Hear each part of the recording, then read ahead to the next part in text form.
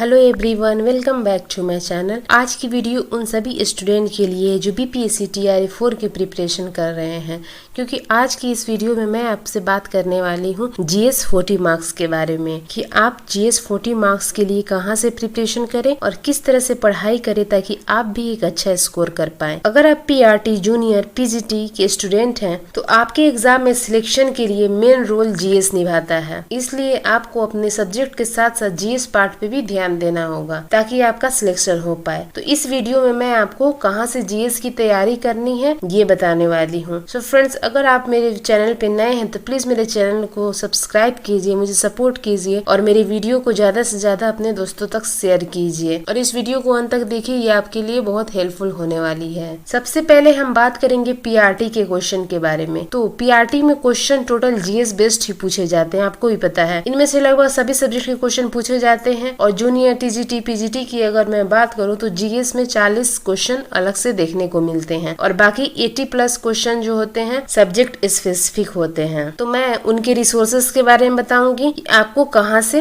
पढ़ना है फ्री में। अगर मैं जीएस के 40 मार्क्स की बात करूं तो 5 सब्जेक्ट से क्वेश्चन पूछे जाते हैं और सभी सब्जेक्ट से 8-8 क्वेश्चन पूछे जाते हैं। लाइक हिस्ट्री से 8 क्वेश्चन, ज्योग्राफी से 8 question, math, current affairs, science सबसे 8-8 क्वेश्चन पूछे जाते हैं। तो मैं एक एक करके इन सब सब्जेक्ट के बारे में बात करूंगी कि आपको इनकी प्रिपरेशन कहां से करनी चाहिए ताकि आप जीएस में एक अच्छा स्कोर करें और अपना सिलेक्शन निश्चित करें। तो सबसे पहले मैं 4 बुक की बात करूंगी और इन्हीं 4 बुक से आप जीएस की प्रिपरेशन कर सकते हैं। तो सबसे पहले मैं बात करूंगी हिस्ट्री के बारे में। आपको ही पता है एग्जाम में चाहे पीआरटी हो, टीजीटी हो, पीजीटी हो, सब में मॉडर्न हिस्ट्री के क्वेश्चन ही पूछे जाते हैं। मेडाइवल एंशिएंट से बहुत कम क्वेश्चन पूछे जाते हैं। तो अगर मैं मॉडर्न हिस्ट्री की बात करूँ तो मॉडर्न हिस्ट्री जो है मेनली पीवाईक्यू बेस्ड ही क्वेश्चन होते हैं। तो आपको पीवाईक्यू को देखना ही है। जितने भी एग्जाम हुए हैं बीपीएससी टीआरई में, टीआरई 1, 2, 3 री एग्जाम जो हुए थे, 4 क्वेश्चन है आपके पास। उन सब क्वेश्चन को आप रट डालिए, रिवाइज कर डालिए ताकि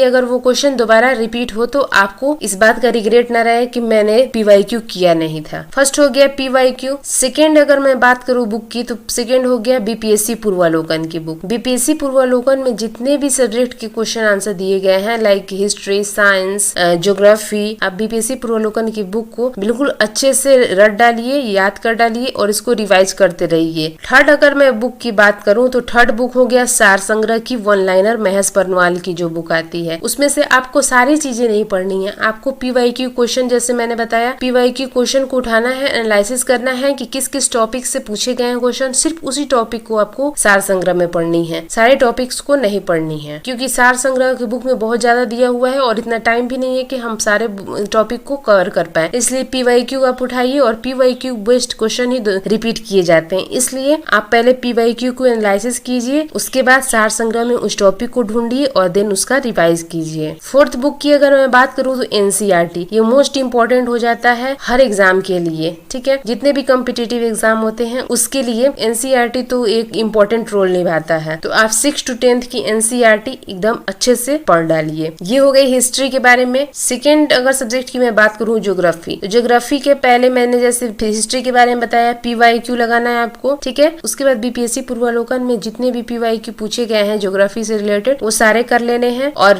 थर्ड हो गया एनसीईआरटी सार संग्रह बुक। इंडियन ज्योग्राफी आपको पढ़ लेनी है, उसमें से वर्ल्ड ज्योग्राफी को उतना महत्व नहीं देना, अगर आपके पास टाइम है तो आप पढ़ सकते हैं, लेकिन इंडियन ज्योग्राफी को आप अच्छे से रट डालिए। और एनसीईआरटी बुक की बात करूँ तो आपके पास अगर टाइम है तो 6 to 10th की पढ़िए, नहीं तो 9, 10th इनफ है। थर्ड मैथ की बात अगर मैं करूँ तो मैथ जो होता है पीवाईक्यू बहुत ज्यादा इंपॉर्टेंट होता है, तो जितने भी पीवाईक्यू हैं उनको सॉल्व करिए आप। मैथ में बीपीएससी पूर्वालोकन में भी मैथ्स के बहुत सारे क्वेश्चन दिए गए, उनको भी आप सॉल्व कीजिए। सबके लिए मैथ जो होता है एक जैसा नहीं होता। जिनको भी मैथ में प्रॉब्लम होती है मैं उनको सिर्फ यही बात कहना चाहूंगी कि आप पीवाईक्यू जितने भी टीआरई में पूछे गए हैं बस उसको आप जितना हो सके उतना बार उसको सॉल्व कीजिए। अगर आप पीवाईक्यू कर लेते हैं तो आपको, मुझे नहीं लगता कि आपको एक्स्ट्रा मैथ पढ़ने की जरूरत है। फोर्थ सब्जेक्ट की अगर मैं बात करूँ करेंट अफेयर्स की, तो current affairs Kumar Gaurav sir की हो गई और शंकर सर, ये दोनों सर की आप करेंट अफेयर्स देख सकते हैं। अगर मैं बुक की बात करूँ तो स्पीडी की आप बुक ले सकते हैं। उत्कर्ष क्लासेस जो कुमार गौरव सर की बुक भी आती है मैगजीन, आप वहां से भी ले सकते हैं। फिफ्थ सब्जेक्ट साइंस की अगर मैं बात करूँ तो साइंस का भी जितने भी पीवाईक्यू हुए हैं एग्जाम में, जैसे कि मैंने पीछे बताया जितने भी एग्जाम हुए हैं पीवाईक्यू साइंस के बीपीएससी टीआरई 1 1 से लेकर 3 तक और री एग्जाम, ये सारे क्वेश्चन को आप